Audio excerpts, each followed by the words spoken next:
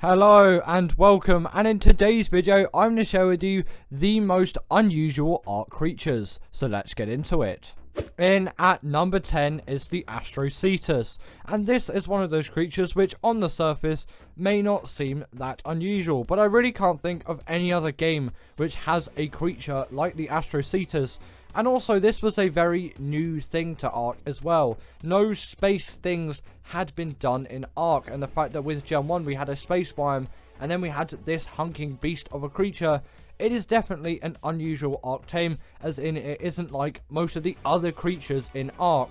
And there are only a couple of creatures which I can think of which are as unusual as this thing, and also at the same time follow the similar genre that this thing has of being a sea creature of sorts. The Astrodelphis obviously being a great example there, that meaning space dolphin instead of space whale, which is what Astrocetus means. Speaking of the Astrodelphis, next up is the Astrodelphis, and the only reason why I would say this is a little bit more unusual than the Astrocetus is its design is more unusual, and also its abilities are a lot more unusual than the Astrocetus. The Astrodelphis is essentially like a dart plane. This thing can just soar through the air and do so many acrobatics and shoot loads of lasers, and yes, it has technically been done before, but you wouldn't really expect it out of this creature, and its design and overall feel is very unusual, and I can't think of any Ark creature other than the Astrodelphis, of course, which controls like the Astrodelphis. And also, again, with the Astrocetus and Astrodelphis, it doesn't really make sense that they work outside of space, but they kind of have to. You know, it is the game of Ark, and there are many other maps, and there are many other biomes that aren't space biomes. So yeah, it just kind of breaks the immersion for me there. But you know, it's Ark, they're fantasy creatures, who knows, maybe they can just dart around in non-space as well, although they do make a lot more sense in space biomes. But obviously, for most of the time which you'll be using these things, you won't be using them in space biomes, you'll be using them to travel across the map, as both of them are great travelling mounts, the Astrodelphis being better for travelling, obviously, as it is a significantly faster creature, and also it's just a lot more fun to ride around on. Next up, we have the Bulldog, and this is strangely one of the cutest yet horrifying creatures that Ark has to offer, and obviously it debuted with Operation, and I'm pretty sure it hasn't appeared in any other map since, but be sure to correct me if I did get that wrong. And in terms of this thing's abilities, it is just a light pet like the Shinehorn and the Featherlight, which essentially will debuff things like Reapers and the Nameless. Not really useful in any other map, but they're definitely really cute, and the fact that there is a mask for the Bulldog, and you kind of put the Noglin in the same spot here as they are similar creatures, they definitely are respected but very unusual tames. Now, I don't know what it is, but the Managarmr always seems really weird to me, and the Managarmr just seems like a creature which doesn't seem like any other Ark creature which I can think of in any way, shape or form. This is essentially like a Ferox type thing with ice fists that can jump into the air and has some sort of elemental power, and that also has ice breath and can freeze creatures. This is definitely an oddity and an unusual tame which hasn't been revisited since. There is no other Ark creature to this day which is like the Managarmr, and also the spelling for it is pretty unusual as well, but once you learn how to spell it once, you kind of don't forget it, as its name is that unusual. And it definitely is an extremely useful creature. Obviously, as you can see, it can travel across the map with insane speeds, and it deals a pretty reasonable amount of damage as well, which you can't get out of every great travelling mount. But the Managarmr definitely is great for that, and like I said as well, it is great at freezing creatures, and in a moment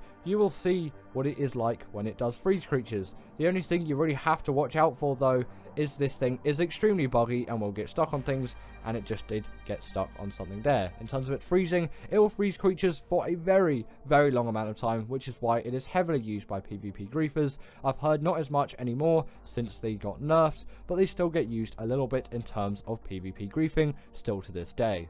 Now, the Rock Drake is pretty similar to the Managarmr in a lot of things, but I think it is slightly more unusual, partly because it did come first. Obviously, Operation was the map that came up before Extinction, and also just the way that this creature is formed is a little bit more unusual. This is kind of like a somewhat T-Rexy chicken. I don't really know where those two creatures came from, but I would just call it kind of a T-Rexy chickeny turkey thing Again, I don't really know where I'm going with that. It is so unusual in the form that it is. You can't really relate it to other creatures, which is very, very weird, and definitely a sign which it is very unusual. But its taming method isn't particularly one of the most unusual, like you would expect from this creature. It is the exact same as the Wyvern. You simply steal the egg from the rock drake nest, and then boom, once you've obviously incubated and raised up that creature, you have yourself a rock drake. And also they do come in a lot of colours as well, this pink being an example, which is actually quite weird for a lot of Ark creatures, as most creatures do follow a similar colour pattern, whereas the rock drake has a wealth of colours. And I actually kind of really like the tealy blue more than the colour which I've got here. I like a tealy blue, like a bluey green is what I kind of like on a wyvern. Not a wyvern, this is a rock drake. Why am I talking about wyverns? In terms of rock drake colour, that is my preference. What is your rock drake colour? Comment in the comments down below. Don't know why I said comment too many times in the sentence, but comment in the comments down below. What is your favourite rock drake colour? As I'd really like to know. Mine is definitely that kind of like bluey, greeny thing, but you know, some of you may be digging this pink and purple which we got here. No, it's not pink and purple, pink and blue. I may be slightly colourblind. In at number 5 is the gas bags, and this is just a creature which is such an oddity. And also, I'm seriously questioning Wildcard here. How did they come up with the idea for this? Or did we come up with the idea for this? Honestly, I don't know, but somehow this thing was created, and it's been in the game since extinction, and I don't really get how it came around or how the idea came for it. It's literally a farting gas animal which flies on its own gas. It's a very, very weird premise, but actually a very cool creature which doesn't require a saddle. The saddle's only there if you have friends, unlike me, because I don't really have friends that I play Ark with, or friends in general, you know, living that life. But that saddle is there if you do have friends, unlike any YouTuber which you can really think of. Us YouTubers, yeah, we don't really get the friends. This is why we do YouTube, you know. But if you do have friends, then your friend can go on the saddle, and then you can travel together, which is nice, you know. The Diplodocus has a significantly higher passenger count, but that's not on the list because that isn't a very interesting or unusual creature. Anyway, I should stop talking about the Diplodocus. What's actually good about the gas bags? Well, on extinction, this is actually one of the best creatures out there for gathering metal. Obviously, you still have the RG, and the gas bags is significantly harder to control than the RG, but it is a lot cuter. And it's just, I like using the creatures which came on that map. And I'll always try to use the gas bags, as long as I can control it at the time, to do some metal runs. And once you learn it, it is a really, really great creature for doing those metal runs. If you don't just get stuck in a trench with loads of wyverns and get killed a couple of times. That happened because I forgot to enable creative mode, stupidly, for this B-roll. But, you know, editing, it looks like I did nothing wrong and I escaped perfectly.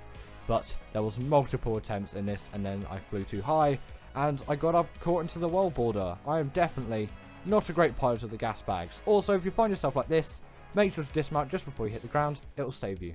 Now, the Rhyniognatha, I think, came from us. It was from some kind of creature voting thing anyway, and we did vote for this creature to be in the game, and it is one of the more unusual ones. There isn't any other Ark creature which is really like this thing. And also, I know loads of people are saying Rhyniognatha's are rare, and I get that they're rare. On ASA at the moment, I've seen about 5 Rhyniognatha's in the swamp biome. Is there an overspawn of Rhyniognatha's on ASA?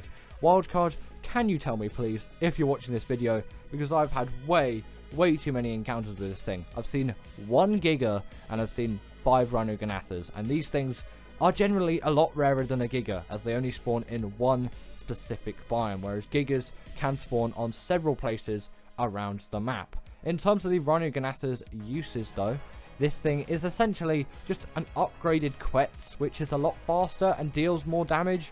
As unlike a Quetz, it will deal more damage. It is significantly harder to tame and uses the taming method, which the Reaper has, which I'll talk about because the Reaper is ahead on this list. Oh my god, spoilers. But either way, the Reaper is ahead on this list, so I'll talk about his taming method similarly there. But you can always check out my Rhyniognatha taming guide if you want to know fully, in detail, how to tame this thing. And you'll see brief b-roll of me actually taming it, because this is from the guide video. I was just a little bit lazy at the time, and I was just like, I'll take my guide video and then I'll just chuck that into b-roll, which is obviously why you're seeing me tame it here, and you're not seeing me tame every other Ark creature in all of the other b-rolls. But it is a very long and arduous taming process, which is extremely difficult and requires 2 Rhyniognatha's, not 1. You're going to need 2 of those things, and you're going to need a pheromone, you're going to need to kill 1, and then yeah, there's so much. Just check out the tutorial. I really shouldn't talk about it more. The Rhyniognatha is just one of those creatures which is really unusual, and we voted for, and for some reason spawns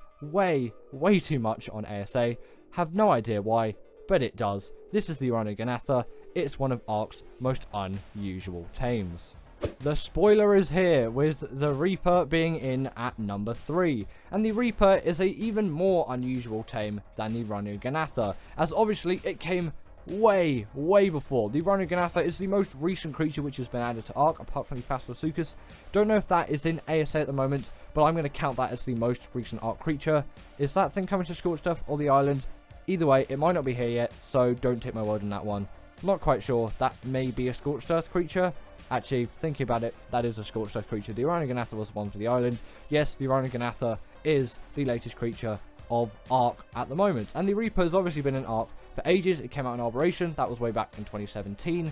And this thing was such an oddity at the time, but it really fits into that map, and its taming method is one of the most unusual in the game. Essentially what you do is you'll get a Reaper Queen to a really low amount of health. You can use a trap for this, it'll make it so much easier, and you can use light pets as well. Not for the other bit of the taming method though, as that won't work with a light pet. You can't have a light pet when this thing impregnates you, when you go up to it after you put its health down. At least I'm pretty sure you can't. Don't anyway, as it may somewhat fail, as the Reapers really do not like light pets. But after you have been impregnated by the Reaper, obviously after you've damaged it and the impregnation has occurred, you just get a ton of XP, and then boom, you have yourself a Reaper. In at number 2 is the Bloodstalker, and this is just essentially a spider with, I don't think 8 eyes, but it may have 8 eyes, or it may have 12. Honestly, comment down below how many eyes the Bloodstalker has, as right now I don't know. I'm sure I could look up an image, but I know one of you out there knows the answer to this. But obviously you can tell why the Bloodstalker is so unusual. No other Ark creature is really like this, and you could say the Rhynio is another kind of spidery thing, but that is just kind of like a normal spider. The Bloodstalker is like a vampire, blood-sucking Spider-Man thing with an obscene amount of eyes. It may be 8, it may be 12, I'm not quite sure. Make sure to let me know. I want to know how many eyes the Bloodstalker has, as I'm really not sure, as I have not seen one up close and personal for a while. But also, this thing's taming method is very much an oddity. Like no other Ark creature, apart from the Desmodus, obviously, off the top of my head, which I can think of, has the same taming method. You essentially get blood bags, which you will need to syringe out of your body, or you can obviously use the Desmodus to harvest them now, but originally you just had to use the blood syringe to get those, and then it will just eat those, and then you'll tame yourself a Bloodstalker, and you can feed it some creatures before to get 100% effectiveness. But honestly, I've never bothered with that, as I'm not going to do like insane things with this creature. Like, I'm not going to fight bosses with the Bloodstalker. I just want a good one. And obviously for missions, you're not even going to need a Bloodstalker, but it is good to get one, obviously, so you can get to those missions, so you can get all of those hexagons. But before you get a Bloodstalker, you should definitely go to the Bogrish missions to practice. And finally, in at number 1 is the Velonasaur. And the reason why I have put this thing in at number 1 isn't because it has the weirdest taming method or anything along those lines. It is just, there has never been any kind of creature like the Velonasaur apart from the Velonasaur. I can think of no other Ark creature like this tame. And albeit, yes, it does have one of the simplest taming methods out of all of the creatures on the list. It is just a very simple knockout tame. No other Ark creature compares to this thing in terms of what it is. This thing, again, is just a moving turret, and there's no other creature which does this like the Velonasaur. And sadly, the damage of the turrets doesn't scale with melee, but obviously you can keep leveling up that stamina to shoot even more turrets out. And obviously I wouldn't recommend it in this close of a proximity, but it is definitely an extremely useful thing, which when you ride this thing you will use a lot. But it also just have your general just attack hack and slash, and it also can shake spines off of it as well. And also, I think when you look at it head on when it's shooting turrets, it's a little bit creepy. That animation, just to me, is a little bit on the creepy side. Hello and welcome, and in today's video I'm going to share with you the top 10 most irritating Ark Tames, so let's get into it. In at number 10 is the Carcharodontosaurus, and the only reason why this thing really is on the list isn't mainly because its taming method is difficult per se, but Ark is an extremely buggy game, and the Carcharodontosaurus taming method is very, very buggy, and I have had so many issues with this thing over the course of my time with this creature that sometimes I'll just go for a Giga, as I know for sure that tame won't bug out, and there's loads of things like it won't go through or it won't process the right thing at the right time, and this tame can be really annoying when it's buggy, and it can be one of the most irritating things ever because it is so simple and you'll know you're doing it right and you know it's not in a blood rage, but still it is glitching out and you're not getting anywhere, and sometimes you just need to dino wipe or find a completely different one,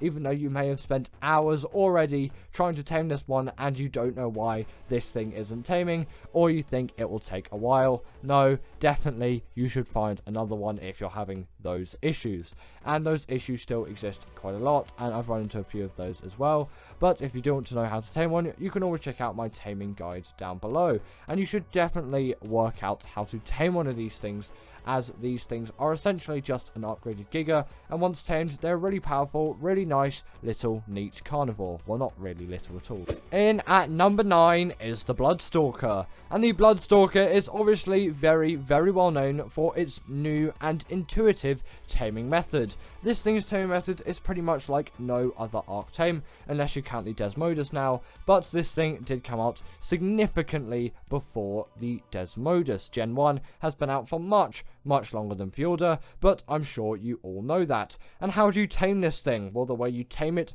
is by feeding this thing blood bags, and gathering those blood bags, especially when you don't have a Desmodus, and especially back in the day, was really annoying, as it took absolutely ages. And again, Ark is a buggy game, and sometimes the Bloodstalker tames would simply bug out, or they would say you've done 100% of the tame, but you hadn't, and then you'd just be stuck there for absolutely ages until they did tame, or you just run out of blood bags and simply die.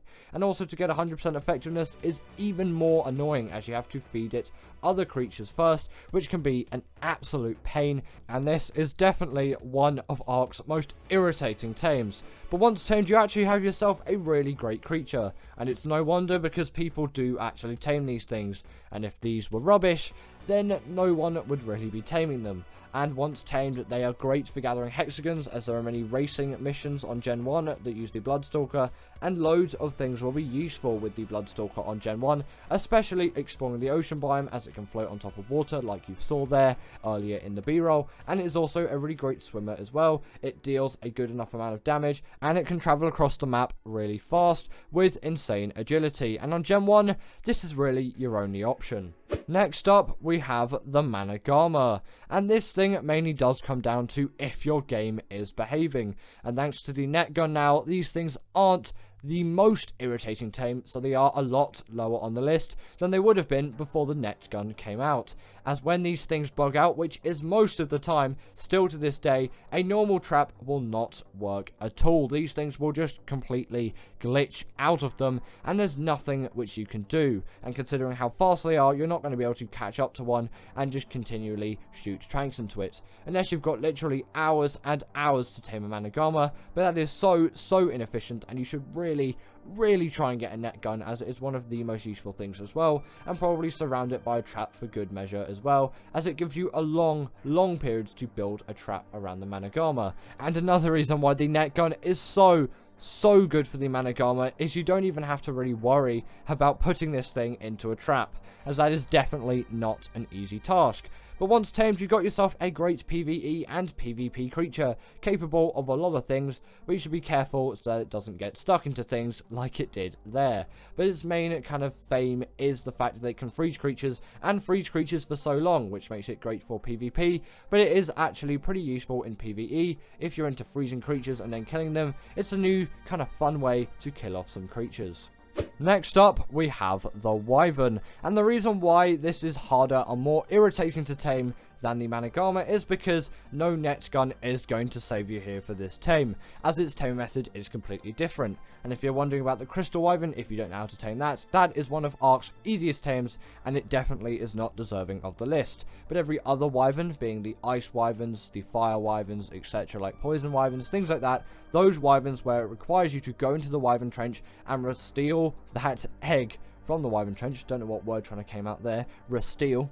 You're not re-stealing anything. But either way, you're going to steal that egg from the Wyvern Trench, and that is actually one of the hardest Ark tasks which you can do. It sounds very simple on paper, but you need a creature which is fast enough to get in and get out. You need to be stealthy enough that the Wyverns don't catch you until obviously you steal the egg. Then there's nothing you can really do there. They're all just going to aggro onto you. And then also you're going to need to get out of there as well with the egg and not die. And also you're going to need all of the equipment to raise that egg as well. But it is all worth it after all, unless you're on Crystal Isles. Just get a Crystal Wyvern. There isn't really a point. Get a Blood Crystal Wyvern even. But once you do have a normal Wyvern, their C-flap ability on the ground is really good for harvesting wood, and they're great carnivores. They can pick up so many things. They do so much damage. They're really, really useful flyers, and actually one of the fastest in the game. You can't really go wrong with the Wyvern. Just be careful when taming one.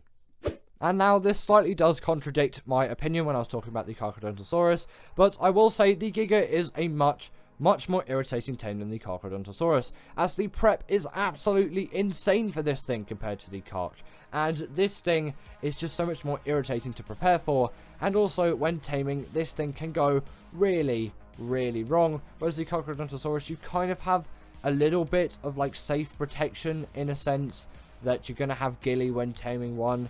And, you know, they can't go into Blood Rage really that easily once you start taming it. Whereas a Giga, they are just some of the most annoying creatures. They'll either really, really want to aggro onto you, or they'll just simply run away. And yes, you can get them into a trap, but sometimes trapping them can be an absolute pain, and especially on ASA with the new Dino AI. And the amount of tranks you need for this thing is absolutely insane, and it will take a huge amount of time to get all of those tranks, and especially on official. And breeding these things is even more irritating yet, as on official rates it takes up to 2 weeks to raise a baby Giga, and who has time for that?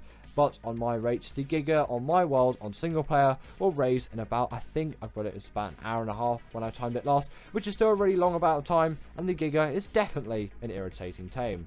In at number 5 is the Golem. And why is the Golem so difficult of a tame? And it's mainly because Ark has something called cannons, if you didn't know, and they are some of the most annoying things to control in the Ark game. Their range of movement is so bad. If you could simply just press WASD for the cannon to move, this would be a significantly easier tame. But trying to aim a cannon, especially on a Paraceratherium, if you're using that on Scorched Earth, it can be an absolute pain to trap this thing in the first place and then actually aim in the right place every time, as these are a moving target. They move around, they can move everywhere. And also the taming resource is a bit of a weird one as well, being stones or metal, or I think it likes sulfur the best, but you know, you can correct me on that one if I'm wrong. I don't really do many rock golem tames, which can be a little bit irritating, but that isn't the most irritating thing you'll face. And once tamed, you'll definitely be glad that you tame one of these things, as they are some of the absolute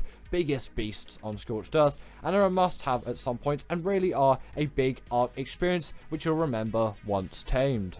Now, continuing the list, we have the Rhyniognatha, and this is definitely one of Ark's most irritating tames, but why else would it be on this list? And this thing is such an irritating tame, and the lengthy process through this is, yes, albeit fun, but albeit very irritating at the same time. And there's no point me just saying this tame is irritating without actually telling you how to tame one.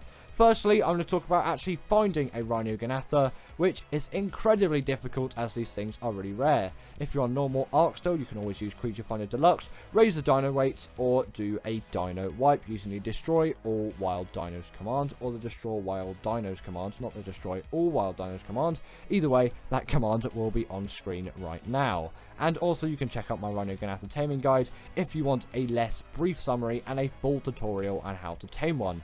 In terms of the actual tame though, obviously apart from that initial prep of finding one. You'll need to find a male one, by the way. At least I think you need to find a male one. Either way, you need to kill that male Rhyniognatha and then get the pheromone out of it. And then once you've got that pheromone, get yourself something like a Bronto. The Bronto is definitely the recommended creature here, and by the time you'll be taming a Rhyniognatha, a Bronto will be very easy for you to tame. And also, if you want 100% effectiveness, those resources which were just on screen, you will need all of them. Yes, all of them. And then you'll net gun the Rhyniognatha. Don't even bother trying to use anything else. Then take it down to the lowest amount of health you can without killing it. Obviously, you don't want to kill it. It's like the Reaper tame. You want to take its health down, and I think it will glow a different color. It will glow like an orangey kind of glow, or obviously you can use the magnifying glass on official, or if you have mods on normal Ark, not ASA. I don't know why I'm calling it normal Ark. They are both still Ark. Then you can obviously use the awesome spyglass, really great mod. Then before it's kind of awoken out of the trap, which you obviously use the net gun for that, you fill the pheromone to your Bronto, and then after that, I don't know why my pronunciation's so bad at the moment, but after that you do feed it to the Bronto, and then when it comes out, it will impregnate your dino, and that's where you're going to need all those resources which were previously on screen. Then your creature will just fall over, and then the Rhyniognatha will come out of it, and then you have yourself a tamed baby Rhyniognatha, and unlike Reaper babies, it won't kill you. Speaking of the Reaper, in at number 3 is the Reaper, and the Reaper really is one of those tames which you can't say is an easy one, unless you're on Gen 2, but I'm kind of going to discount that, and it is definitely an irritating one, and arguably a lot more irritating than the Rhyniognatha, as you do not have access to flyers on Operation, so it is so much harder to start the tame, as this thing spawns in a significantly more hostile biome. But in terms of the actual tame, there are actually less steps. You just take it down to that low amount of health, then it will impregnate you, and then you just go around killing things with yourself, as in your person character, as in if you were gathering XP to level up, it will just essentially level up the Reaper baby inside you. You also want some Reaper pheromone glands, and then once that Reaper baby is born, you will have yourself a little Reaper baby, which obviously is just going to instantly kill you, but you know, you've kind of just got to get used to that, and if you do use the Reaper pheromone glands, it's going to be a lot easier to you, as it will think it is your mother. And then obviously over time it will kind of look more like a Reaper and less like a kind of earworm, those things, whatever those bugs are called, like earworm, earwig. It's an earwig, isn't it? It will look less like that and more like a Reaper, and then you have yourself a successful Reaper tame. If you want to know how to tame one easy on Gen 2 though, just watch Razfuck's tutorial and you have no fuss and no irritation. In at number 2 is the Basilisk, and this tame also does involve eggs, but not like something like the Wyvern, Magmasaur, or those kind of tames. The Rock Drake included in that as well. In terms of the Basilisk tame, you will need a Magmasaur, Wyvern, or Rock Drake egg. Probably Rock Drake eggs, as you'll probably be taming this thing on Operation. Then you'll need it to not aggro onto you, and then just drop the eggs, and then it will eat them. Sounds really easy, but it can go wrong in so many ways, as you have to literally completely eradicate every creature in the area for it not to be aggroed, and you can't aggro it yourself, and obviously it's Operation, so no flyers can be used. There's just so much prep, and also getting all of those Rock Drake eggs is a feat in itself, and that is even if the game doesn't bug out and then this thing doesn't even eat the Rock Drake eggs. Definitely a very irritating tame, but once you get it right and it's started, it's not too bad from there, and you have yourself a really cool, neat Basilisk, which has a wealth of abilities. And finally, in at number 1 is the Shadowmane. And yes, I'll agree, this isn't the hardest Ark tame, but in my opinion, it is the uttermost irritating. There is no other Ark creature out there which I kind of find as irritating to tame as the Shadowmane, in my opinion. Its tame method seems very simple, again like the Basilisk. You will just get baby fish in a fish trap, not baby fish, you'll get normal fish in a fish trap. Baby fish don't even exist. What am I talking about? You can tell it is very late on a Wednesday evening when I'm recording this thing. And yeah, once you've got those fish, then you'll need to find one when it's sleeping, go up behind it, and then passive feed it those fish, and keep repeating that process. Obviously, you'll want Gilly as well, so it doesn't wake up. But the thing is, these things come in packs, and they kind of do patrols, and sometimes some will be awake, and some will be asleep, and also they're really easy to wake up. And yes, with a trap, they're not the most irritating thing out there, but still, to me, they are the most irritating. I don't care what any of you say in the comments. This is the most irritating Ark tame in my opinion, and no creature can top it. But oh wait, I forgot one more.